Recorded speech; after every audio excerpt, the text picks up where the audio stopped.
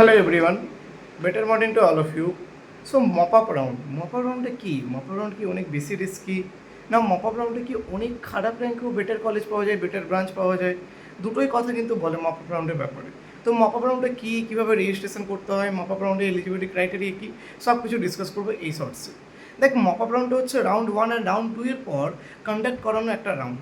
এই রাউন্ডের জন্য একদম সেপারেটলি রেজিস্ট্রেশন করতে হয় আবার প্রথম থেকে। যারা অলরেডি রেজিস্টার করে রেখেছে রাউন্ড 1 রাউন্ড 2তে, তাদের 200 রুপিস ফিস দিয়ে আবার রেজিস্টার করতে হয়। আর যারা রেজিস্ট্রেশন করিসনি তাদেরকে 1000 ফিস দিয়ে মপ আপে রেজিস্ট্রেশন করতে হয়।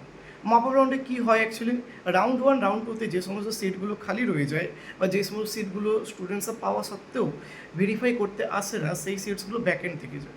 সেই সিটসগুলো নিয়েই একটা কাউন্সেলিং করানো হয়, যেটাকে মপ আপ রাউন্ড বলে, বা অনেকে এটাকে স্পট রাউন্ডও বলতে পারে।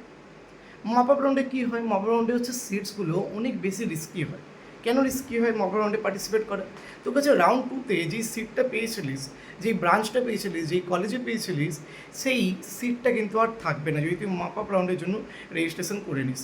এরপরে মপ আপ রাউন্ডে যা পাবি সেটাই তোকে অ্যাকসেপ্ট করতে হবে।